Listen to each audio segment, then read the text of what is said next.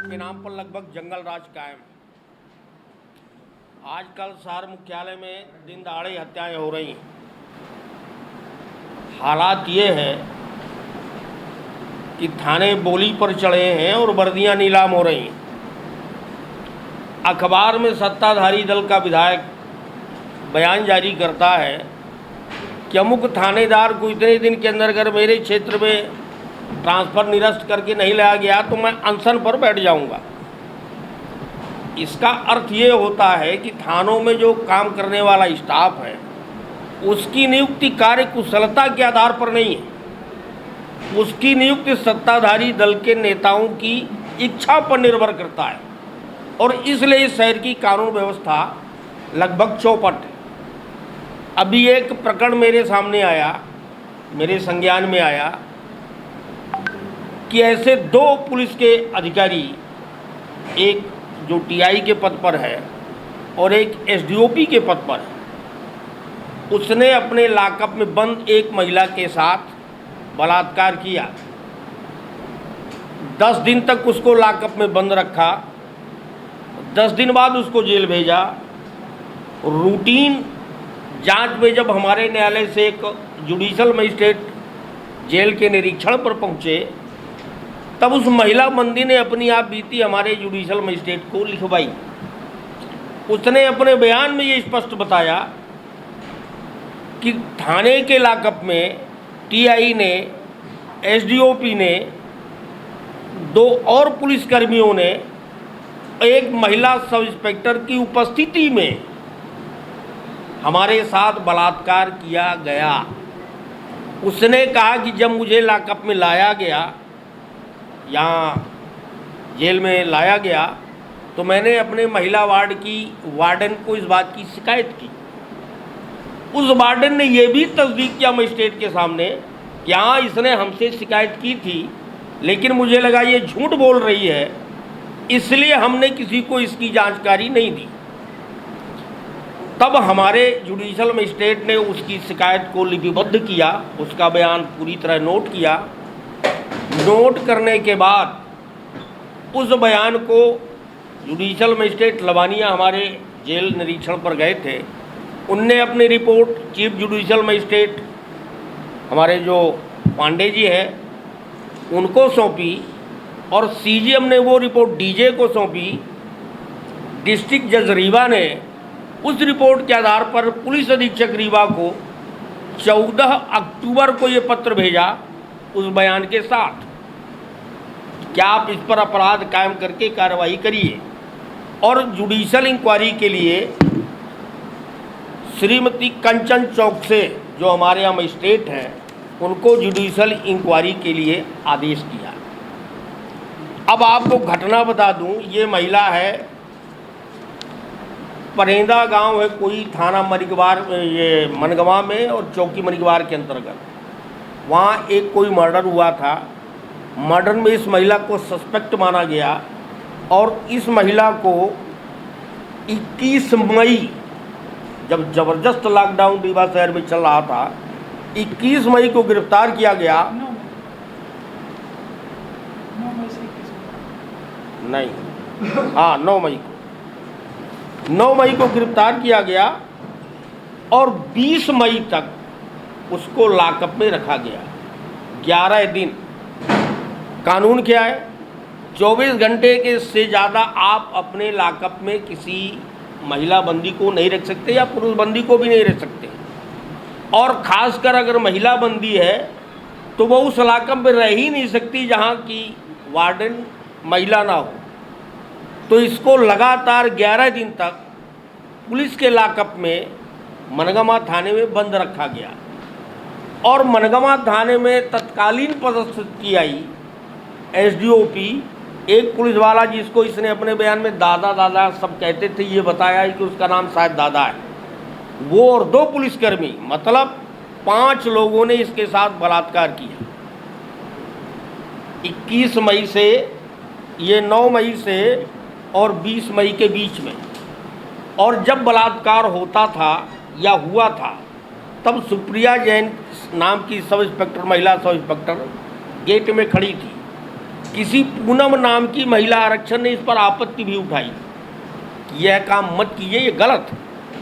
तो उसके साथ गाली गलौज भी इन पुलिस के अधिकारियों द्वारा किया गया।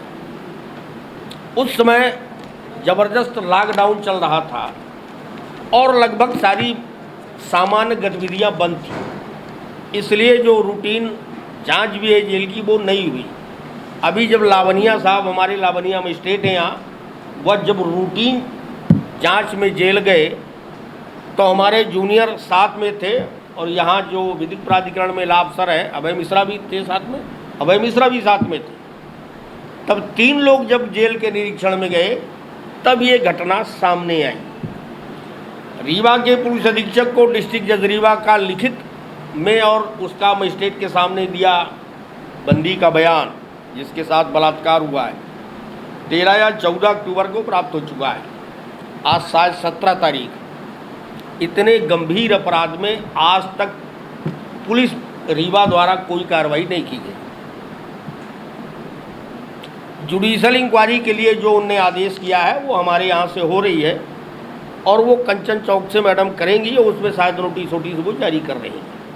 तो हालात रीवा जिले की कानून व्यवस्था की ये, जो बलात्कार करता है वही थाने का टीआई है। जो बलात्कार करता है उसी के अंडर में 5-5 थाने का प्रभार है। अब बलात्कारियों के हाथ में अगर थाने रहेंगे, 5 थानों का प्रभार रहेगा, सुपरविजन रहेगा, तो मैं आपसे पूछना चाहता हूं, क्या ऐसे जिले का भगवान भला कर सकता है क्या? और जब पुलिस के अधीक्षक को इस बात की शिकायत डिस्ट्रिक्ट जज जैसी अथॉरिटी करे, डिस्ट्रिक्ट जज रीवा ने सीआरपीसी की धारा 164 में बयान होता मजिस्ट्रेट के सामने, मजिस्ट्रेट के सामने बयान उसका हो चुका, अब लगभग कोई इंक्वायरी बची नहीं।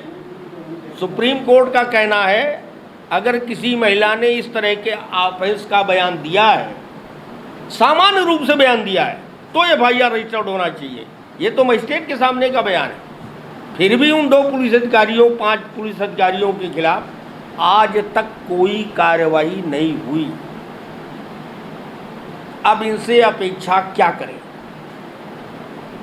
जब डिस्ट्रिक्ट जज के लिखने पर, मजिस्ट्रेट के सामने बयान होने पर पूरी जुडिशरी जिस बात को ताकीद करती हो उस पर यह कार्रवाई करने को तैयार नहीं है, आम आदमी जो थाने जाता होगा उसके साथ ये क्या न्याय करते हो?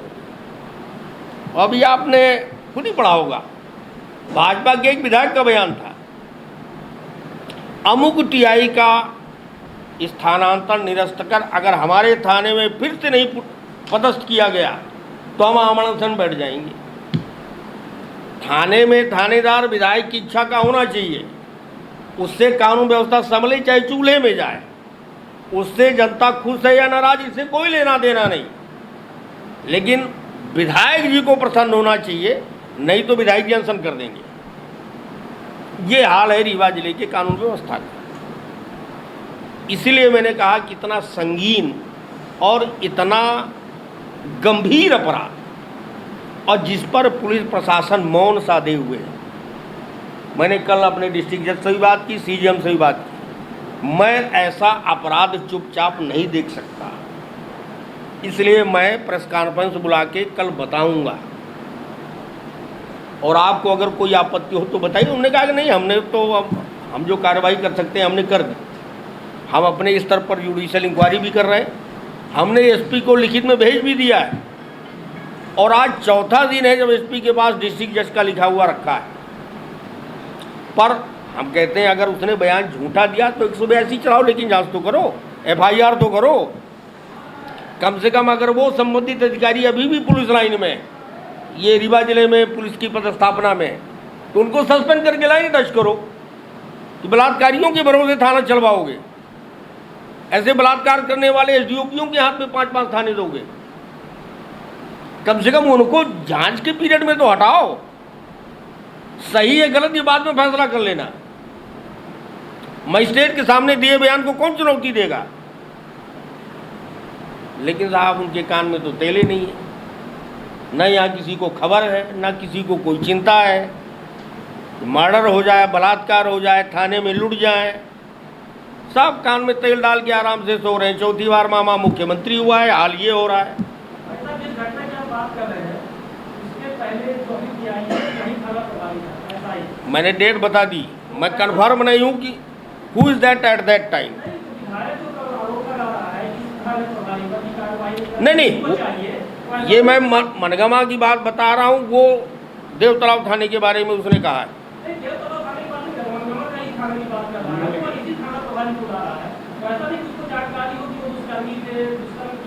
नहीं, आप गलत, मैं जो बात कह रहा हूँ आप गलत समझ रहे हैं। जिस थाने टीआई के संबंध में मैंने कहा है, उस थाने के टीआई के संबंध में विधायक का बयान नहीं था। मैं मई की बात बता रहा हूँ। मैं वो अमृत का मामला है, वो सुरेश शुक्ला का मामला है जिसमें पंचूलाल ने बयान जारी किया है। थाना वो नहीं है, उनका देवतलाव है या लाहौर है, क्या है, कौन सा थाना? सुरेश शुक्ला कहाँ से आए? तो तब ये नहीं थे। नहीं, आप बताइए ना, कौन थाना प्रभारी का, कौन? अरे मेरी बात मैं आप रिकॉर्ड में बता देता हूँ, लेकिन क्या है, मुझे अब इसके लिए रिटर्न में चाहिए। मैंने आपको तारीख बता दी 9/5 से 21/5। ठीक है। अरे मेरा ही कौन थाना प्रभारी? अरे तो अब मेरी ये मैं पुलिस का एसपी थोड़े हूँ कि मैं जानकारी रखूँ कौन था। तो वो नहीं बताया उसने एसडीओपी बताया, टीआई बताया। वो खुद भी नहीं जानती नाम, वो नाम नहीं जानती। टीआई जानती है, एसडीओपी जानती है, ये उसके बयान में है। अब ये 9/5 की घटना है। अब 9/5 की घटना के लिए हम नाम नहीं, उसका बयान में नाम नहीं है, उसका बयान में नाम नहीं है। उसने ये भी बताया कि कोई पूनम नाम की महिला थी जिसने रोका, वो भी पुलिस में। एक कोई जैन महिला है जो यहाँ गेट पर खड़ी थी। ये आपस में चर्चा करते रहे होंगे नाम लेके। नाम अब ये आप जाके उससे पूछिए, जो उसका बयान है उसके आधार पर मैं आपको बता रहा हूँ ये। और ये क्योंकि मुझे अब वहाँ से एसपी ऑफिस से लिखित में मांगना पड़ेगा कि 9/5 से 21/5 के बीच में कौन की आई था, क्योंकि मेरी जानकारी भी नहीं है, और कौन एसडीओपी था। आप द रिकॉर्ड जो मैंने बात करके पता किया है कि शायद वहाँ मृगेंद्र सिंह करचुली थे, कोई बारीवा क्या BS बारीवा कोई एसडीओपी था, but I am not 100% sure. ये हमको किसी पुलिस वाले ने ही बताया है। ये बात तो सच है कि मृगेंद्र सिंह वहाँ थाना प्रभारी थे, तो जो एसडीओपी नाम है वही। हाँ, उस समय। हाँ, उस समय वही। क्योंकि मेरे पास इसके साथ रेप किसने किया? 5 लोग। तो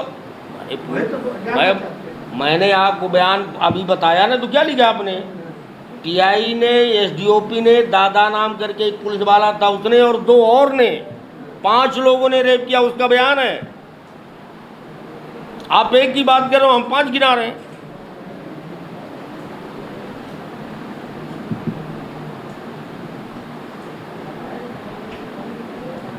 और जब रेप हुआ तब वो सब महिला सब इंस्पेक्टर जैन गेट के पास खड़ी थी। उसी टाइम में ये महिला आरक्षक आई थी जिसका नाम पूनम है, तो इसने आपत्ति भी की, ये सब गलत काम कर रहे हैं आप लोग। जो उसका बयान है उसमें शायद 1 या 2 दिन की बात है, लगातार की नहीं है कि रोज ऐसा होता रहा हो, ऐसा नहीं। ऐसा भी हो सकता है जैसे हत्या का आरोप लगाती है, तो झूठा आरोप लगाती है। तो ये इन्वेस्टिगेशन की जमाने का विषय है ना। जब आप FIR न करोगे, जांच तो करोगे ना, मजिस्ट्रेट के सामने बयान है तो ये जांचें नहीं करोगे, तो फिर हम तो यही ना कह रहे हैं, अगर अपराध सही है तो सजा दो। मजिस्ट्रेट के सामने का बयान है, कोई लिखित में बयान नहीं है। 164 में मजिस्ट्रेट के सामने बयान होता है, उसके बाद तो सुप्रीम कोर्ट सही मानती है। जुडिशियल मजिस्ट्रेट फर्स्ट क्लास के सामने वो बयान दे रही है, उस पर एक्शन लेकर CGM भेज रहा है, डिस्ट्रिक्ट जज SP को पत्र भेज रहा है।